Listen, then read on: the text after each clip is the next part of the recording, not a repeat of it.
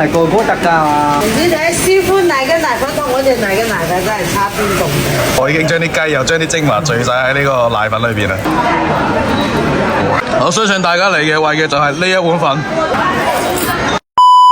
大家好啊！咁嚟到高明呢，就唔可以錯過高明呢邊嘅高明奶粉。咁今期視頻我哋繼續去解鎖食雞嘅新做法——奶粉雞。Let's go, let's go！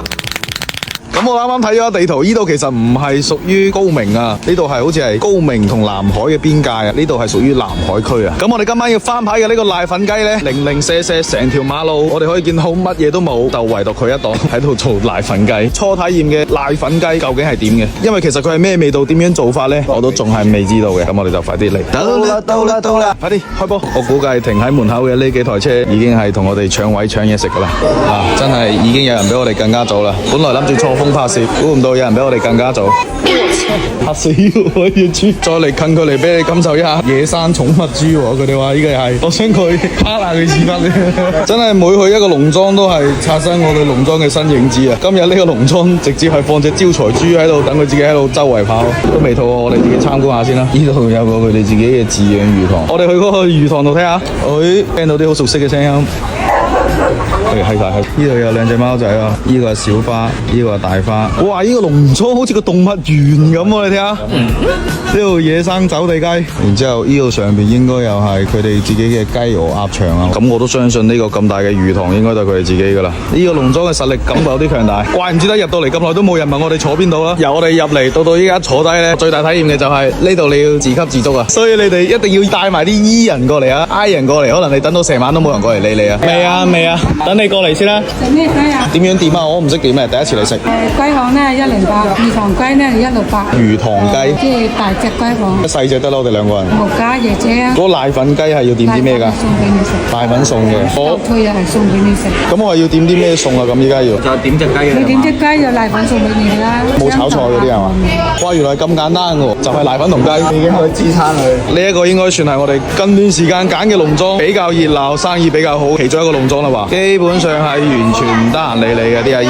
我見啲街坊直接鏟到入後廚去同老闆娘落單嘅。咁我哋而家鏟入去睇下佢後廚係有啲咩先。係咪要等啊，老闆娘？係有打字啊，快啲俾你哋啦，好嗎？唔緊要。哇，老細依家呢個係咩操作啊？以前的老式呢，它是一般用手拆的。佢依家機打就取代咗以前嘅手搓。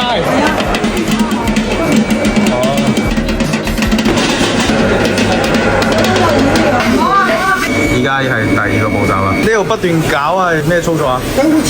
要攪翻均勻佢。啊，又學到啦！親眼目睹佢從粉變成奶粉啦，真係。好啦，我哋靜候佢浮起身，一個完整嘅奶粉就即將誕生啦。得啦嘛？靚啊！呢一抽。乾感覺係嘛？唔係個個得㗎嘛。跟住放你呢度過冷河。過冷河係出嚟食得。你睇師傅奶嘅奶粉同我哋奶嘅奶粉真係差邊度？差好遠。都係要師傅奶。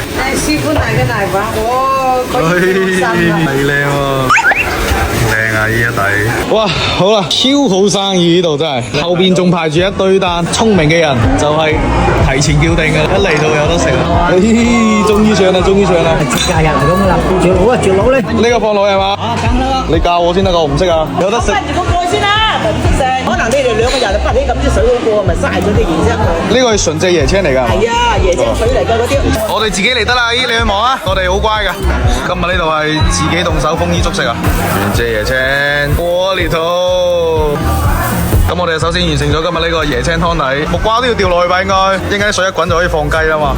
OK， 然之後呢個就係、唔係，呢個係奶粉雞嘅精髓，呢個秘製豉油真係相當之簡單啦。我哋今日呢一餐嘅奶粉雞可以睇到佢嘅食材，高端嘅食材往往都是使用最樸素嘅烹飪方式，就係體現喺今日呢個奶粉雞上面啦。咁呢一個呢係嗰個奶粉嘅配料啊，頭菜、酸菜、雞蛋、秘製豉油，呢個一定好正嘅呢個。好彩我哋早啲嚟就，而家好似冇位添。我哋隻雞都未上，佢呢度已經係坐滿人啦。我真係相當之期待依家看似不太好食嘅一個奶粉雞，因咩魅力會咁多人過嚟呢度食呢？仲唔係我哋㗎呢隻雞？等到天都黑啦，終於有雞食啦，等到隻雞都變鮮雞啊！真係。OK， 我哋仲有個瀨粉未上喎，所以大家真係唔好揀週末過嚟，體驗感會相當之低，會漏相同埋上得慢。但係如果佢味道好食嘅話，我會原諒佢一切。咦，終於嚟啦！呢個今晚嘅其中一個主角。好啦，終於拼齊我哋今晚呢個瀨粉雞嘅拼圖啦。最後尾加埋個花生，啱啱係因為佢哋冇花生，呢個係啱炸出嚟嘅，咁先係正常應該上嘅瀨粉雞嘅配料。3、2、1，終於可以食啦呢隻雞，食雞！嚟！今日呢個湯底係木瓜椰青浸雞。哇！我感覺呢隻雞去健身房練過啊，啲肉好緊實啊，而且我哋煮咗咁耐咧，佢都唔會柴，好爽脆。我覺得再配合埋佢呢個豉油，真係好難唔好食。今日最期待嘅一個環節啦，試下高明嘅瀨粉先。呢個就係傳說中嘅高明瀨粉雞啦。我已經將啲雞又將啲精華聚晒喺呢個瀨粉裏邊啦。OK， 起鑊。得。呢個環節有啲似食生 DIY 放呢啲蛋啱啱炸出嚟嘅花生，再加啲酸菜、大頭菜，多啲雞油。OK， 我哋加呢個靈魂豉油。話明瀨粉雞係一定要有雞嘅，嚟，正宗高明瀨粉雞，嚟，全部擘大口，好爽滑，我已經形容唔到呢種口感啦。再嚟第二啖，我終於知道點解咁多人嚟啦。我相信大家嚟嘅為嘅就係呢一碗飯。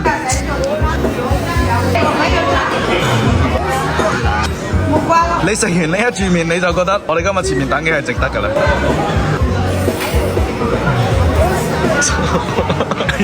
好似有震落去咁。係啊，就因為呢一注瀨粉，我原諒晒佢今日俾到我嘅體驗感，迫不及待第二碗啦。靈魂之之，OK， 呢句話好耐都冇講啦。今日嘅快樂係呢一碗瀨粉俾嘅。哇！最後再嚟碗熬製咗成個鐘嘅雞湯，椰青木瓜雞湯。好甜啊！咩都唔使落，原汁原味。雞食晒，講冇人同成功啦！我終於理解同埋知道點解咁多人嚟，單純嚟食呢一碗瀨粉，我覺得就真係已經足夠啦。除咗呢碗瀨粉足夠驚豔之外，佢隻雞就依然都係靚雞。滾到最後嘅呢一啖湯，完美嘅句號啊！依然仲係好多人喺度食，喺度等緊上菜嘅。基本上嚟嗰度食嘅，佢哋自己都係跑入廚房自己攞，自己上菜嘅。買得。163、160。最後尾嘅埋單係163，咁啊老闆娘就抹零咗160蚊。喺前期嘅體驗感係非常之唔好，了解咗咩情況之後咧都可以接受同埋可以理解嘅，因為呢度嘅所有食材咧都係新鮮整出嚟，所以我就覺得即使要等一下，只要食材新鮮，只要夠好味嘅話咧，我係願意等待嘅。咁就今日嘅分享先到呢度，我哋下一期再見，拜拜。